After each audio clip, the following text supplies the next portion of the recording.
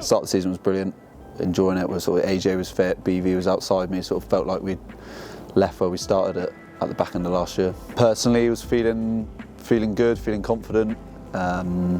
Sort of gym-wise, numbers were as strong as they have ever been, which maybe sort of led to a bit of overconfidence out on the pitch when it came to that Bath game. Bath were playing left to right. I think they threw a missed ball over the top to Ted Hill, and I basically just chopped him, and as I hit him, my right arm, we both rolled together, and my arm basically got stuck above my head, and his body was on top of my shoulder, and we kept going this way, and my arm stayed there. And actually, the try got disallowed, which was, all down to me. But yeah, the try got disallowed, and we were under the post, and it just felt like I'd been punched in the chest. It felt like I had a dead chest, and I was like rolling my arm around. Adam came on and I said, I feel like I've got a dead pec. He sort of tested it and it seemed all right, and then we ended up kicking, or I had to carry, and it felt a bit dodgy, and then I had to I think I threw a pass to Fitzy off my right hand, and it was just like, the ball like plopped out, and I was like, something's not right. And then when I walked off the pitch, went to the change room, it was just something was obviously pretty drastically wrong. So Jimmy, playing against Bath there, made a fantastic try-saving tackle, which we were all extremely happy about. Went to go and see him under the post, and he says to me, I think I've bruised my pec. Jimmy's never had a major injury before or any surgeries or anything. Was actually very dismissive, and there's often the way with a lot of players when they're in the heat of battle to just push you away.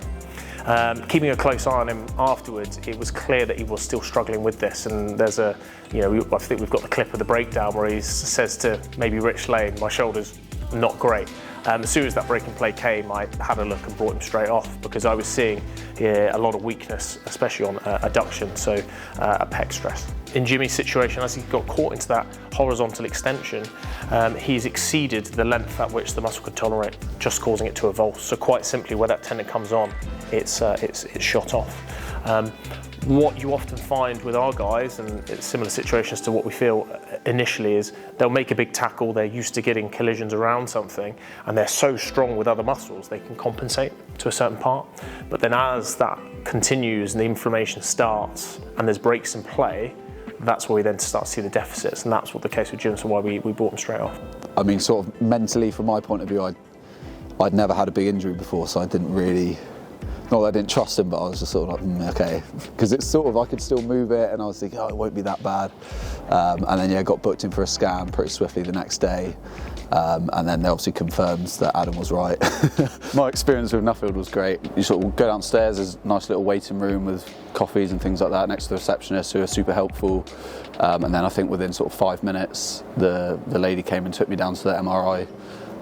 So I was because it was a bit of an awkward position, I was in the actual MRI machine for probably half an hour or so, but the staff were super attentive, kept coming in, had the headphones on, and they were making sure I was all right, which was super handy. Went to see Richard Evans over in Cardiff, who's our shoulder surgeon that we use.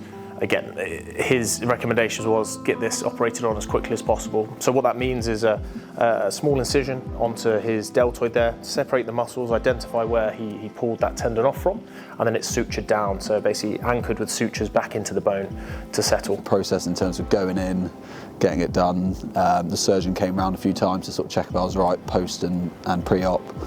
So no, like I said, first operation, I couldn't have asked for a sort of smoother surgery, and the care I thought was brilliant. The hard thing with these types of injuries, especially when you avulse muscles or pull them off from their insertion, is they feel great almost instantly because you've restored the anatomy.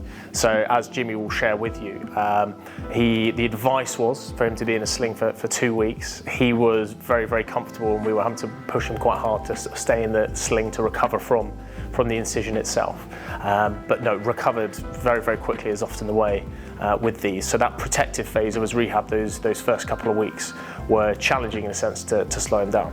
Jimmy, very professional player who was keen to explore absolutely everything he could, especially in that early protective phase where we were limited as for how much we could challenge that graft. And one of the things we explored with him was hyperbaric oxygen therapy. He did 20 sessions of that down at the oxygen room in Clifton and found huge benefits. Morning. Morning. How are you? I'm good. Good. Hyperbaric oxygen is where you're flooding your body with a high level of oxygen, and there's some great benefits around reduced inflammation, improved tissue healing, laying down of collagen. So all the things that we want to do in those early stages to really maximise that recovery. The surgeon, when I went there for my sort of pre-op checkup, when he was telling me what he was going to do, I asked him what's sort of the one thing you recommend that's going to get me back quicker, and he said oxygen, hyperbaric chambers.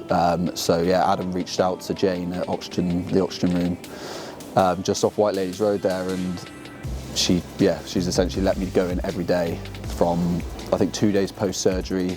I went 5 days a week for the first 5-6 weeks.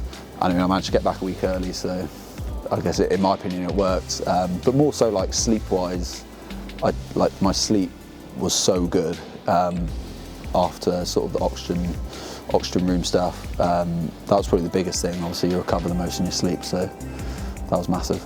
Again, one of the challenges we have in this environment, in all sporting environments, is there are so many demands. You know, Jimmy's an important player for us, so attending meetings, you've got to keep him fit. And the guys were great at fitting that either in the mornings or the afternoon around his schedule to make sure that we were, our primary bits and pieces, i.e. making sure that he was doing his running demands, any off-feet fitness, strength work, and filling that around as best we could. Jimmy was very, very engaged in that process, and something that from day one we identified what the different blocks and pieces of his rehab were, what they looked like, what goals he had to achieve to return to play. And Kev Morgan, our AP coach who looks after the RT boys, does a great job of that as well, of making those injured players a real close, cohesive group that can then operate together. Kev Morgan did a good job keeping me pretty fit. But yeah, like getting back out there for the first time was class. Like I remember being just buzzing just to like walk through in the barn. And then that first game against Sale, obviously it wasn't an ideal result, but just being back out there was good. And getting into training, like you said, sort of 3 or 4 weeks before I actually ended up playing, just to slowly build it back up was good for sort of the cohesion side of stuff, getting back around like BV, and obviously Sammy Words was playing, so it was good.